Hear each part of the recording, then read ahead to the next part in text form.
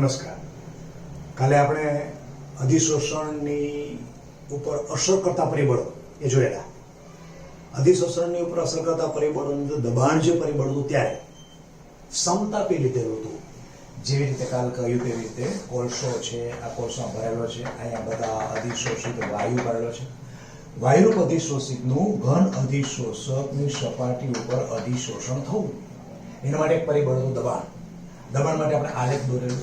અધિશોષણની માત્રા વિરુદ્ધ દબાણ અને જુદા જુદા તાપમાને આવી રીતે કરેલું. 194, પછી 200, પછી 340, આવી રીતે જુદા તાપમાને આ ટી છે. તાપમાન જુદા જુદા તાપમાને આવી રીતે પ્રયોગ કરેલો, જેને સમતાપી અધિશોષણ સમતાપી કહ્યું. હવે આવા અધિશોષણ સમતાપી 5 મળે છે. જુદા જુદા વૈજ્ઞાનિકો આવા અધિશોષણ સમતાપી એટલે નિયત તાપમાને અધિશોષણની ઘટનાનો અભ્યાસ કરી અને દોરેલો વક્ર, એ વક્રને નામ આપીએ આપણે આ અધિશોષણ સમતાપી. આ પણ અધિશોષણ સમતાપી હોય, કારણ કે નિયત તાપમાન તમે કરેલું છે. આવા અધિશોષણના પ્રયોગો પર જુદા જુદા વૈજ્ઞાનિકોએ અલગ અલગ પ્રયોગો કરી અને પોતાના સમતાપી રજૂ કર્યા. પણ એવા 5 આપણે સમતાપીમાંથી 2 જ કરવાના છે. પહેલું જ અધિશોષણ સમતાપી આપનાર છે એ ફ્રોનલીચ. ફ્રોનલીચ ઘન અધિશોષક ઉપર એટલે કે ઘન અધિશોષક ઉપર વાયુરૂપ અધિશોષિત છે, એનું દબાણ વધારતા જાઓ, દબાણ વધારતા જાઓ, દબાણ વધારતા જાઓ, તો આની સપાટી ઉપર જે અધિશોષિત થાય છે, જેને આપણે x કહીએ છીએ, આ ઘનનું દ્રવ્યમાન m છે અને x/m એ છે આપણી અધિશોષણની માત્રા છે. એમ તો અચળ રહેવાનું છે. તો એના માટે એને સમીકરણ આપ્યું. કોના કોના વચ્ચે રિલેશન આપ્યો છે ફ્રોનલીચે? અધિશોષણની માત્રા એટલે કે x/m એ કોની ઉપર આધાર રાખે છે? કેટલું અધિશોષણ થશે એ કોની ઉપર આધાર રાખે છે?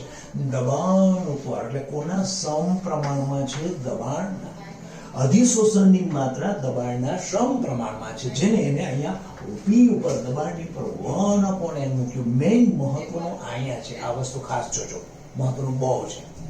અધિશોષણની માત્રા દબાણના સમપ્રમાણમાં છે. હવે આને કાઢી નાખીએ, સમપ્રમાણ નાખીએ, કાઢી નાખીએ તો x/m is equal to k p raised to 1/n. અહીંયા k અને n એ અચળાંકો છે. k અને n અચળાંકો છે અને તે વાયુના સ્વભાવ તથા તાપમાન ઉપર આધારિત છે. તાપમાન ઉપર આધારિત છે. પાછું આને રિપીટ કરું છું, એ જ ફ્રોનલીચની મર્યાદા બની જશે. કે અને એક તો કોણ છે? અચળાંક. અચળાંક હોય તો અચળાંકનું મૂલ્ય તો ચોક્કસ જ હોય, ફિક્સ જ હોય, તો જ એ અચળાંક કહેવાય. અહીંયા એ વાયુના સ્વભાવ પર આધાર રાખે છે. એટલે કે અધિશોષક અહીંયા જે છે એની સામે તમે એકવાર લો છો હાઇડ્રોજન, પછી અધિશોષણની ઘટના કરી. અધિશોષક કોલસો છે, એના હાઇડ્રોજન કાઢી અને પછી તમે લો છો નાઇટ્રોજન, અને અધિશોષિત તમે બદલાઈ નાખ્યો. તો અધિશોષિત હાઇડ્રોજન હતો અને નાઇટ્રોજન હતો, અને પછી તમે લો છો એમોનિયા, તો અધિશોષિત પાછો બદલાઈ નાખ્યો. તો એવા વખતે તમારું અધિશોષણની ઘટના તો બનશે, પણ એ અધિશોષણની ઘટના ફ્રોનલીચ અધિશોષણ અનુસાર તમે જે બે અચળાંકો લીધા છે એ વાયુના સ્વભાવ પર આધાર રાખે. એટલે કે એનું મૂલ્ય શું થાય? બદલી જાય. આમ કે છે અહીંયા n નું મૂલ્ય છે is greater than 1. આવું ફ્રોનલીચે કહ્યું છે. ફરીથી પાછું ફ્રોનલીચનું કહેવાનું શું થાય છે? ફ્રોનલીચે કહે છે કે ઘન અધિશોષક ઉપર વાયુરૂપ અધિશોષિત જ્યારે મૂકવામાં આવે, અધિશોષિત થાય છે, વાયુરૂપ અધિશોષિત ઘન અધિશોષકની સપાટી ઉપર અધિશોષિત થાય ત્યારે વાયુરૂપ અધિશોષિતનું દબાણ વધારવામાં આવે ત્યારે ઘન અધિશોષકની સપાટી ઉપર એનું અધિશોષણની માત્રા વધતી જાય, વધતી જાય, વધતી જાય. એટલા માટે તો એના સમીકરણ આપ્યું કે અધિશોષણની માત્રા વાયુરૂપ અધિશોષિત એના દબાણના સમપ્રમાણમાં હોય છે. પરંતુ બહુ સારી વસ્તુ અહીં છે કે ધારો કે તમે પહેલા દબાણ 2 બાર હતું, અહીંયા વાયુનું દબાણ 2 બાર હતું, પછી 4 બાર કરો, પછી 8 બાર કરો, પછી 20 બાર કરો, દબાણ વધારતા જાઓ છો. તો દબાણ જે વધારો છો 2 નું 4 કરો છો, તો અધિશોષણની માત્રા અહીંયા વધવી જોઈએ અને વધે પણ છે. પણ જો જેટલી વધવી જોઈએ એટલી વધતી નથી. કેમ? એમને કહું છું કેમ. 2 નું તમે 4 બાર કર્યું તો અધિસૂચન પેલા 2 બારે થતું હતું, એના કરતા 4 બારે શું થવું જોઈએ? વધવું જોઈએ કે નહીં? બહુ વધવું જોઈએ, અને વધે પણ છે, પણ અતિ વધતું નથી.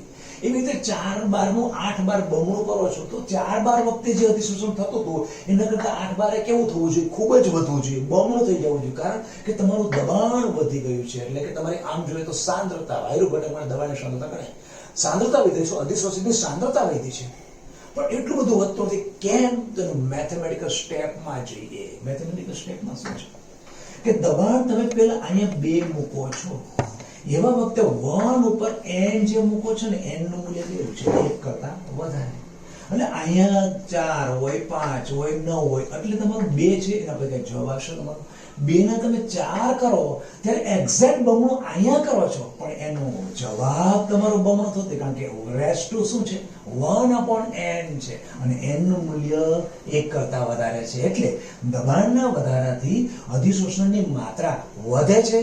એમાં આપણી ના નથી, ફ્રુનલી સાચો છે કે દબાણ તમે વધારો છો તો અધિશોષણની માત્રા વધે છે. પણ એનો અહીંયા 1/n મૂકવાનું કારણ શું છે? એનો કહેવાનો મતલબ એવો છે કે દબાણને તમે વધારતા જશો તો દબાણને 2 નું 4 કરો તો એવી આશા ન રાખો કે આની અંદર જે અધિશોષણ 2 બાર થયું તો એના કરતા 4 બાર મેં દબાણ વધારે બમણું કર્યું એટલે અધિશોષણની માત્રા બમણી થઈ જશે, એવી આશા ન કરો. એટલા માટે તો એને 1/n કરેલો છે. દબાણના વધારા સાથે x/m નું મૂલ્ય એટલે અધિશોષણની માત્રા વધી જશે જરૂર, વધશે જરૂર, દબાણની અસર થશે જરૂર, પણ તમે જે પ્રમાણે દબાણનો રેશિયો વધારતા જાઓ છો એ પ્રમાણે અધિશોષણની માત્રા વધશે નહીં. કારણ કે સમીકરણમાં દબાણ એટલે કે p ની ઉપર 1/n મૂકેલું છે અને n નું મૂલ્ય n is greater than 1.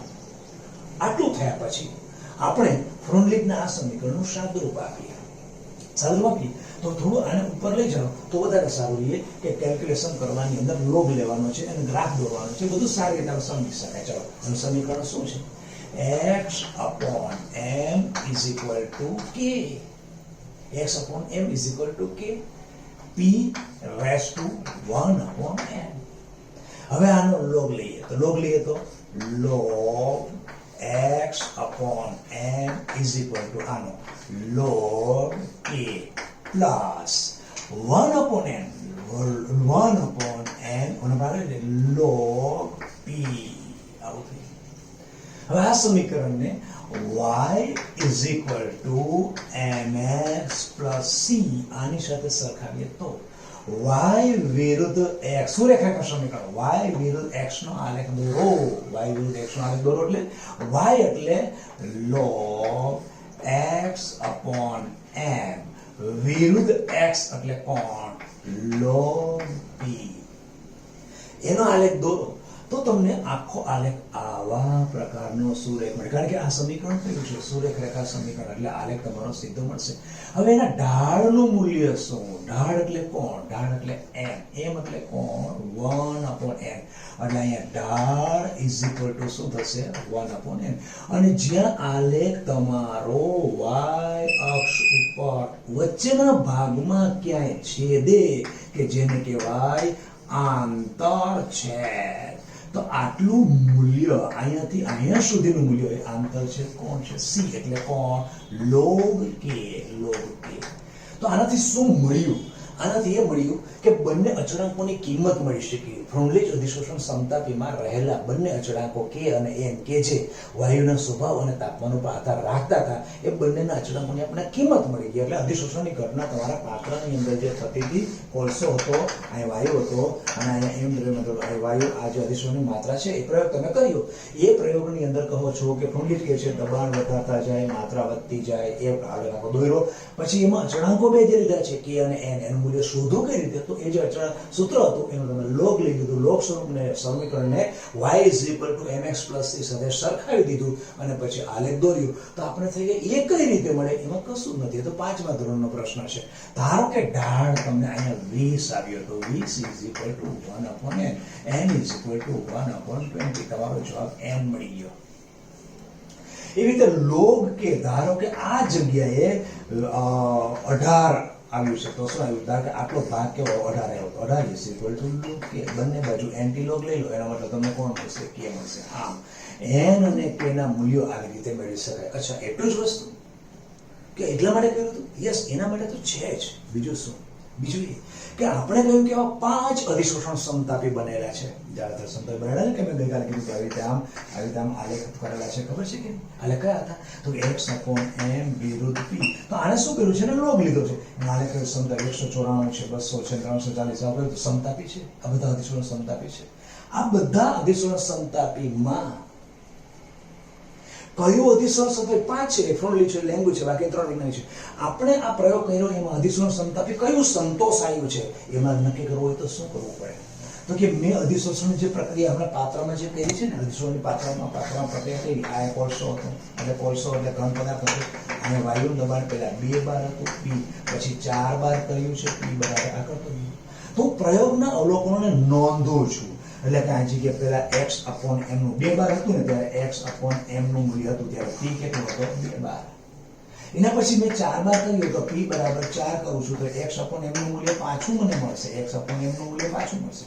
પહેલા આ p1, આ p2, પછી x/m આને 1 કહીએ, આખાને 2 કહીએ, તો દર વખતે મળે ને. આના બરાબર આ મળ્યું હતું, આના બરાબર આ p1 બરાબર આ હતું, અને x શરૂઆતની અંદર x/m ત્યારે p1 કેટલું હતું, પાછી x/m પછી p2 કેટલું, પાછું x/m ત્યારે p3 બરાબર 8 બાર. અને દબાણના વધારા સાથે અધિશોષણની માત્રા કેટલી છે એ વસ્તુ મારી પાસે પ્રાયોગિક અવલોકનો આવી ગયા બાદ એના હું લોગ લઈ લઉં. એટલે આના શું કરું? લોગ લઈ લઉં. આનું બધાનું શું કરું? લોગ લઈ લઉં. આનું શું કરું? લોગ લઈ લઉં. આ બધા લોગ તો લોગ x/m બધા મારી પાસે આવી ગયા.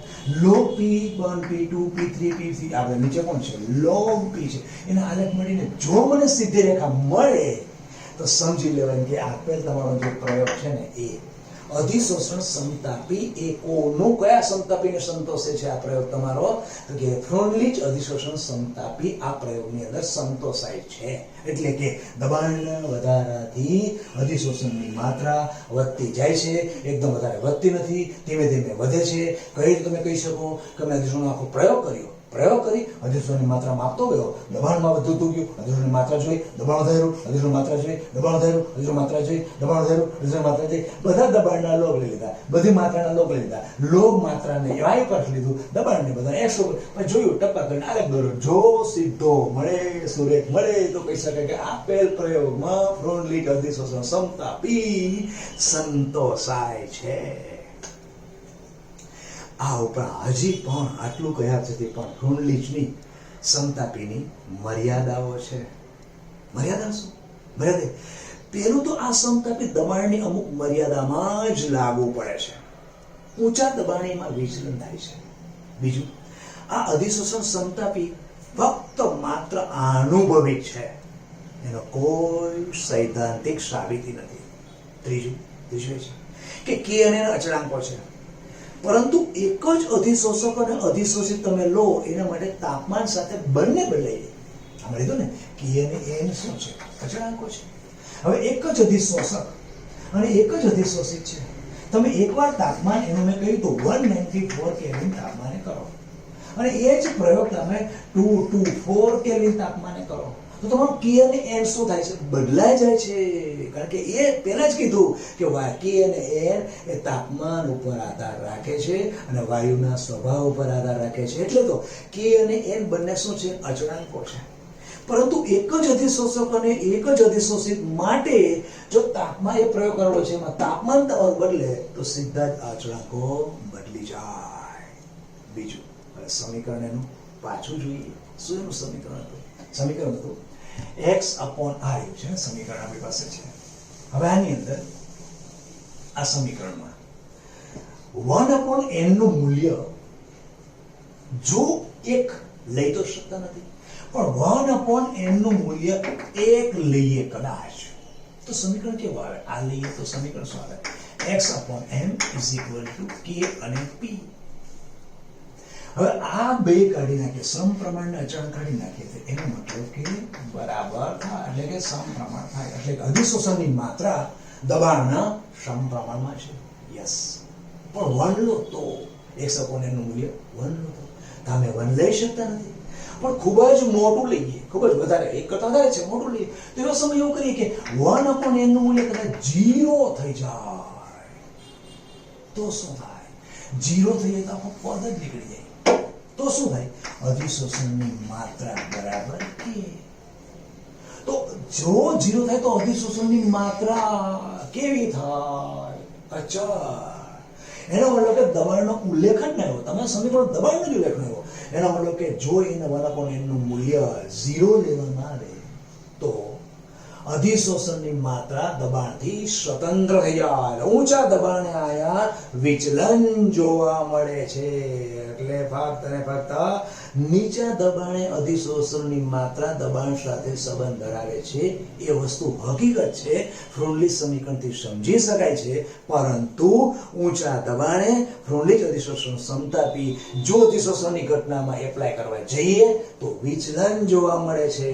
સંપૂર્ણ સારી રીતે અધિશોષણની ઘટના ઊંચા દબાણે ફ્રોન્ડલીચ અધિશોષણ સમતાપીથી સમજાવી શકાતી નથી. તેથી કરીને હવે નવો વૈજ્ઞાનિક આવે છે. નવો વૈજ્ઞાનિક કોણ? લેંગમ્યુર. લેંગમ્યુર નામનો વૈજ્ઞાનિક છે. એને અધિશોષણની ઘટના કરતા પહેલા એને શું કર્યું કે આમાં એ જ વસ્તુને સમજાવી કે જે ઘન અધિશોષક ઉપર અધિશોષિત વાયુ છે એ સમજાવ્યું. પણ એને પહેલા વાયુના ગતિમય સિદ્ધાંત જોયા.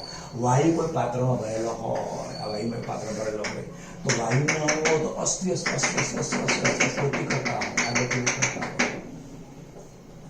વાયુના ગતિમય સિદ્ધાંતના અભ્યાસ કર્યો પહેલા એને. પછી એને જોયું કે તમે જે ઘન અધિશોષક લો છો, આ અધિશોષક લો છો, એની અંદર અધિશોષકની સપાટી ઉપર આ બધા પોરસ એટલે છિદ્રાળુ અધિશોષકો, માટી છે, એલ્યુમિના, સિલિકા જેલ, કલી, કાર્બન, ધાતુના ઓક્સાઇડ, કોઈ પણ લો આ બધા છિદ્રાળુ હશે. છિદ્રાળુ હોવો જ જોઈએ. એની ઉપર જ આપણો અધિશોષિત જાય છે. એને કહ્યું કે જ્યારે અધિશોષણની ઘટના થાય તે વાયુના અણુઓ તો ગતિમાન અવસ્થામાં હોય છે. એવા સમયે આ કોઈ છિદ્ર ભરાઈ ગયું, આ ભરાઈ ગયું તો છિદ્રની દરેક આ ભરાઈ ગયેલું છે કે એની ભરાઈ જવાથી એની બાજુનું છિદ્ર ખાલી છે કે ભરાઈ ગયેલું છે, એ છિદ્રને અધિશોષણની ઘટના માટે કોઈ આ ભરાઈ ગયેલું છિદ્ર કામમાં એટલે અસર કરતું નથી. દરેક અધિશોષકની સપાટી ઉપર રહેલા દરેક છિદ્રો, અધિશોષકની સપાટી ઉપર રહેલા પ્રત્યેક છિદ્રો અધિશોષણની ઘટના માટે સ્વતંત્ર છે. એ બાજુનું છિદ્ર ખાલી છે, એ બાજુમાં ભરેલું છે, બધા ખાલી છે, એની ઉપર એનો આધાર નથી. એ તો પોતે અધિશોષણની ઘટના કરવાનો છે. અધિશોષણની ઘટનામાં બીજી વસ્તુ બહુ મહત્વની એને બતાવી. એને કહ્યું કે જ્યારે અધિશોષિત છે એ અધિશોષકની સપાટી ઉપર અંદર જાય છે, આ ઘટનાને એને કીધું સંઘનન. સંઘનન એટલે કે ઉપરથી આમ અંદર ગયું, જેને કહેવાય સંઘનન. થોડી વાર પછી ભૌતિક અધિશોષણ થતો, થોડી વાર પછી એ ઘટક પાછું બહાર પણ નીકળી શકે, જેને કહેવાય બાષ્પાયન. સંઘનન એટલે જવું અને બાષ્પાયન એટલે બહાર નીકળવું. સંઘનન અને બાષ્પાયન, સંઘનન અને બાષ્પાયન કન્ટિન્યુ આવી રીતે થયા રાખે અને એક સમયે બંને વચ્ચે સંતુલન સ્થિતિ સ્થપાઈ જાય. સંતુલન સ્થિતિ સ્થપાઈ જાય ત્યારે અધિશોષકની સપાટી ઉપર એક આણ્વીય સ્તર રચાઈ જાય. કોનું? અધિશોષિતનું એક આણ્વીય સ્તર રચાઈ જાય. હવે એક આણ્વીય સ્તર છે એક આણ્વીય સ્તર એ રાસાયણિક અધિશોષણમાં સામાન્ય રીતે જોવા મળે. બહુઆણ્વીય સ્તર તો હંમેશા કેની અંદર હોય? તે ભૌતિકમાં હોય. તો એક આણ્વીય સ્તર આખે આખવાની ઉપર રચાઈ જાય. અધિશોષણ સમતાપી માટે સમીકરણ આપ્યું. ચાલો આનું કાઢી નાખો. હવે એનું સમીકરણ પહેલાની જેમ સેમ ટુ સેમ છે. પહેલાની જેમ હશે. x upon m is equal to AP1 plus BP.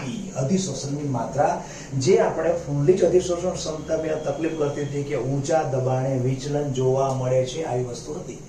એ વસ્તુ આની અંદર ફ્રોન્ડલીચમાં નીકળી જશે. એને એમ કહ્યું કે સેમ વસ્તુ જે ફ્રોન્ડલીચ કરતો હતો એ જ વસ્તુ. એટલે કે હું અહીંયા પાછું આવી કાચની પેટી લઉં છું, એની અંદર મેં આટલો આમ કોલસો એટલે ઘન અવસ્થાનો એમ દ્રવ્યમાન ધરાવતો પદાર્થ લીધેલો છે. એ જ વસ્તુ સેમ છે, પ્રયોગ એ છે.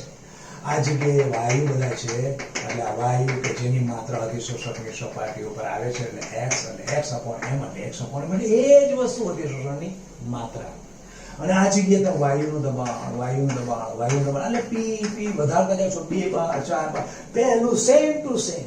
પણ એને જે પ્રયોગ આપ્યો છે એમાં ફ્રોનલીચે જે કહ્યું હતું એના કરતા એ ચેન્જ વસ્તુ થશે જેની મર્યાદા હતી એ મર્યાદા નીકળી જશે. કઈ રીતે જો એને કહ્યું કે x upon m એમાં p એ કોણ છે? દબાણ છે. આ a અને b શું છે? a અને b અચળાંકો છે. અચળાંકો છે.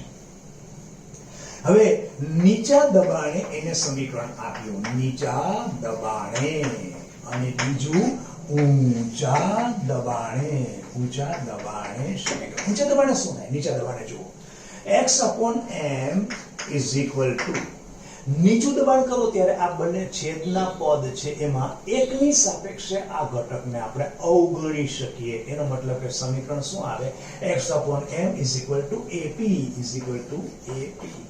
ઊંચું દબાણ કરશો ત્યારે શું થશે? x upon m છે એમાં આ બંનેમાંથી ઊંચા દબાણ એટલે પદ એટલું બધું મોટું થઈ જશે કે એની સાપેક્ષે આપણે આને અવગણી શકશું. એટલે કોને અવગણી શકશું? એકને અવગણી શકશું. તો આપણો જવાબ શું આવશે? AP upon BP. એનો મતલબ કે P અને P નીકળી ગયા. તો આ કહેવાયું ઊંચા દબાણે, આ કહેવાયું નીચા દબાણે. હવે વ્યવસ્થિત સમજાશે કે આનું અર્થઘટન કરીએ તો આને કાઢીએ તો આ શું થાય? સમપ્રમાણ.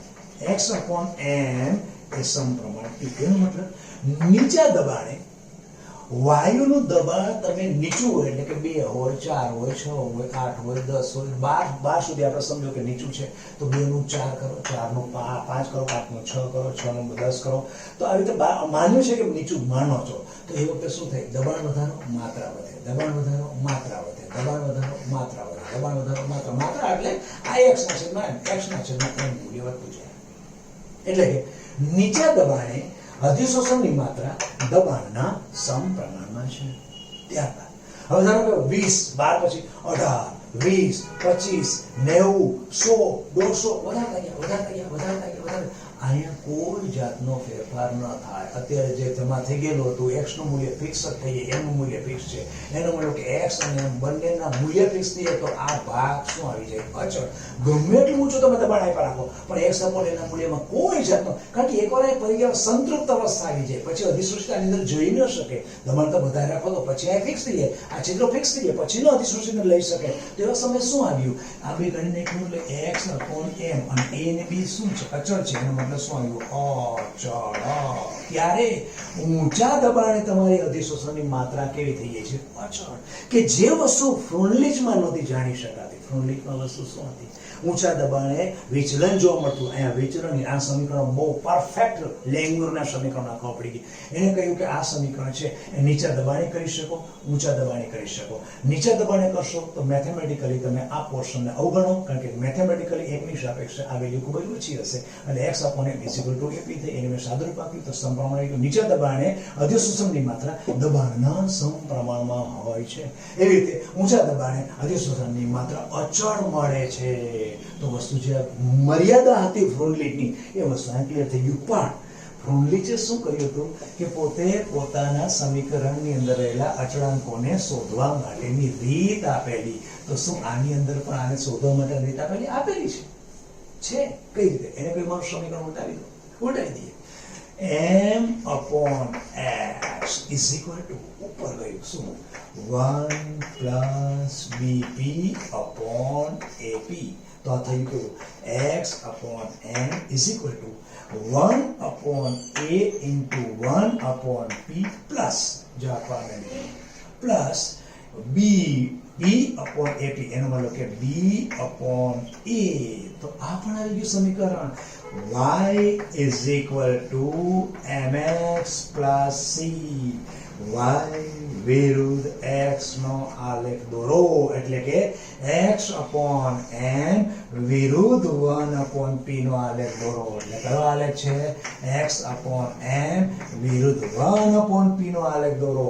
અને જે આલેખ આવે છે એ સુરેખ રેખા તમને મળે અને એમાં ઢાળનું મૂલ્ય શું હશે? 1 upon a અને જ્યાં આંતરછેદ છે ત્યાં આ જમણો આંતરછેદ એ આપણો થશે B/A. એટલે કે પેલાની જેમ જ ઢાળના મૂલ્યો પરથી એ શોધી શકાય છે. પછી આંતરછેદ છે, આંતરછેદ તમે જે મળ્યો છે એ વેલ્યુ તમે અહીંયા મૂકો, એ મળેલો છે ને અહીંયા મૂકશો એટલે બી પણ તમને મળી શકશે. ઓકે, આ રીતે લેંગ્યુર અધિશોષણ સમતાપી અહીંયા આપણું આ પૂરું થયું. હવે એના પછી આગળ દ્રાવણમાં શું આ ઘટના કરી શકાય કે નહીં? દ્રાવણમાં આ ઘટના કરી શકાય. દાખલા તરીકે મિથિલિન બ્લુ નું દ્રાવણ છે, મિથિલિન બ્લુ નું સોલ્યુશન પડેલું છે, એમાં તમે સક્રિયકૃત ચાલકોલ નાખો તો મિથિલિન બ્લુ ના રંગકના કણો સક્રિયકૃત ચાલકોની સપાટી ઉપર અધિશોષિત થશે. બીજો કોઈ પ્રયોગ બીજો છે? એસિટિક એસિડ નું દ્રાવણ છે તમારી પાસે. એસિટિક એસિડ ના દ્રાવણની સાંદ્રતા તમે પેલા પાત્રની અંદર એસિટિક એસિડ નું દ્રાવણ લઈ રહ્યું છે. ધારો કે 5 મોલર સાંદ્રતા ધરાવતું CH3COOH નું દ્રાવણ છે. એમાં તમે M દ્રવ્યમાન ધરાવતો ચારકોલ નાખ્યો છે. ધીમે ધીમે આ સાંદ્રતા તમારી અંદર ગઈ એટલે ધીમે ધીમે સાંદ્રતા શું થશે? ઘટતી જશે.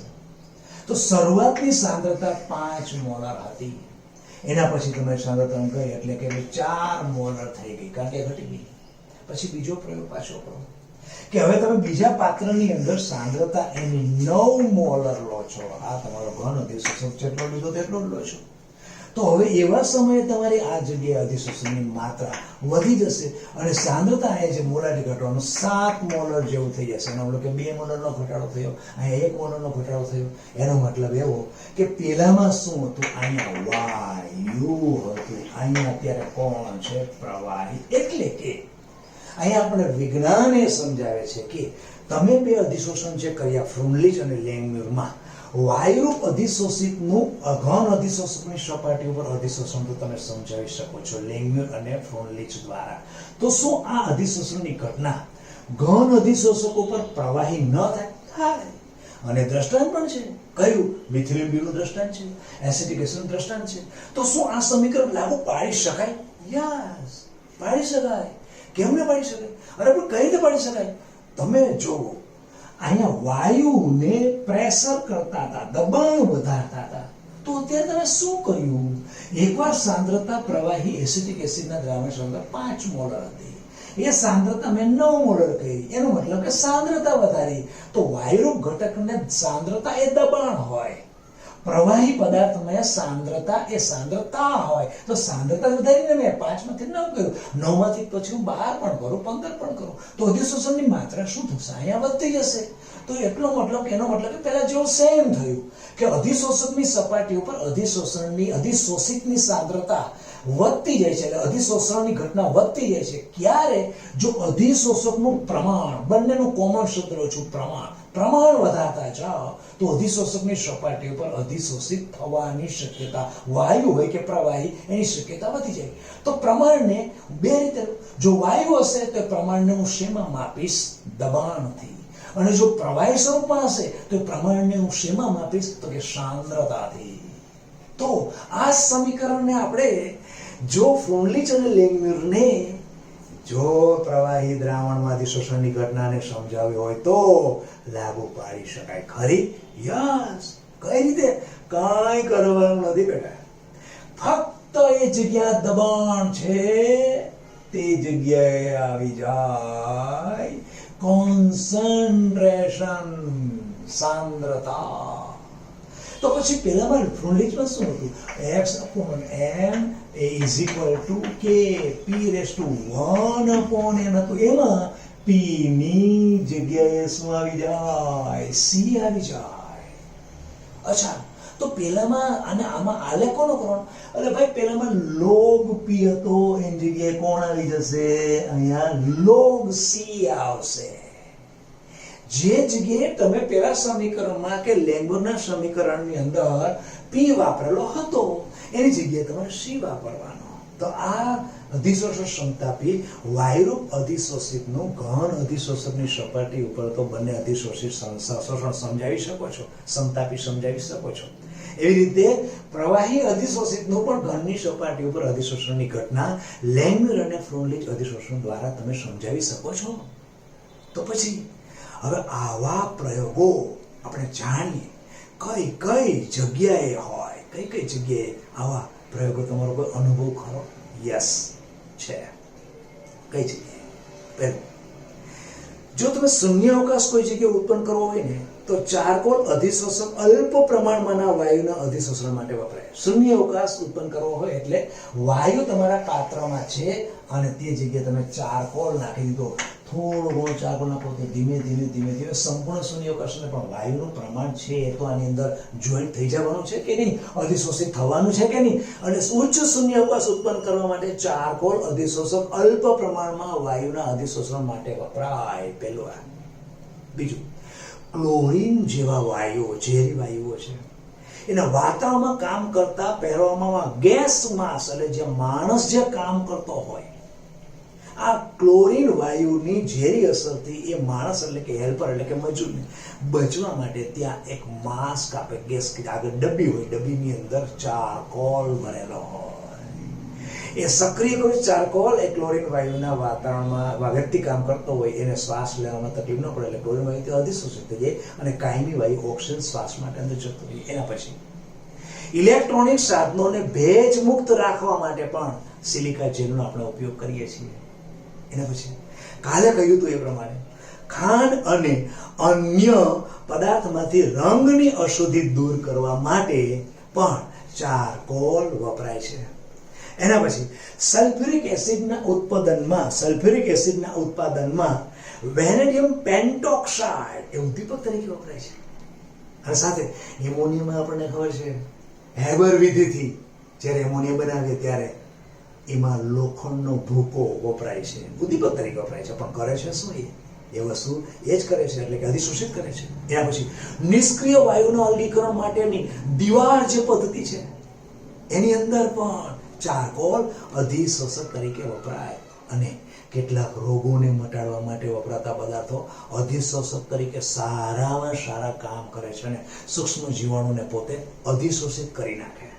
અને પછી ફીણ પ્લવન પદ્ધતિમાં સલ્ફાઇડ ખનિજના સંકેતનમાં ટર્પેન્ટાઇન ઓઇલ અથવા પાઇન ઓઇલ અધિશોષક તરીકે વપરાય છે. આ બધા જ જે મેં ઉદાહરણ કીધા, કેટલા તમે ઉદાહરણ કીધા, જેની અંદર આપણે કાલ કહ્યું હતું એ પીળા રંગની ખાંડ. આજે એક વસ્તુ મહત્વની દીવાર પદ્ધતિ યાદ કરો. દીવાર પદ્ધતિ નિષ્ક્રિય વાયુનું અલગીકરણ કરવા માટે. આ જુદા જુદી બધી અધિશોષણની ઘટનાઓ છે. એ ઉપરાંત હજી પ્રાયોગિક રીતે જે મહત્વની છે કે કેટલાક અનુમાપનો છે એને સૂચક તરીકે ઇઓસિન અથવા ફ્લોરેસિન વપરાય છે. દાખલા તરીકે હેલાઇડમાં સિલ્વર નાઇટ્રેટના સાથેના અનુમાપનમાં ફ્લોરેસિન જેવો અધિશોષિત સિલ્વર હેલાઇડના અવક્ષેપ પર અધિશોષિત થાય છે. આ એક સિલ્વર હેલાઇડમાં જે સૂચક ઇઓસિન ફ્લોરેસિન વપરાય છે. એના પછી ક્રોમેટોગ્રાફિક પૃથ્થકણોમાં ઘન પદાર્થને અધિશોષક તરીકે વાપરી અને અકાર્બનિક ઋણાયન, એમિનો એસિડના મિશ્રણનું અલગીકરણ, સાયમાના રંગોનું પૃથ્થકરણ, અધિશોષણ ક્રોમેટોગ્રાફી બધું જ અધિશોષણ ક્રોમેટોગ્રાફીથી કરી શકાય. અને સાયમાના રંગોનું ફિલ્ટર્ડ પેપર જેવા અધિશોષક પણ અલગીકરણ કરી શકાય છે. આ બધી જ ઘટનાઓ છે અધિશોષણ ઘટનાને આભારી છે. અને અહીંયા આપણો અધિશોષણનો ટોપિક પૂરો થાય છે. અધિશોષણ ટોપિક પૂરો થાય છે. હવે કાલે પછી આના પછીના વિડિયો લેક્ચરની અંદર આના પછીની ઘટના કે જેને ઉદ્દીપન કહીએ, ઉદ્દીપન લેશું અને આપણે અહીંયા આ ટોપિક પૂરો કરીએ, લેક્ચર સ્ટોપ કરીએ. વધુ આવતા અંકે. નમસ્કાર.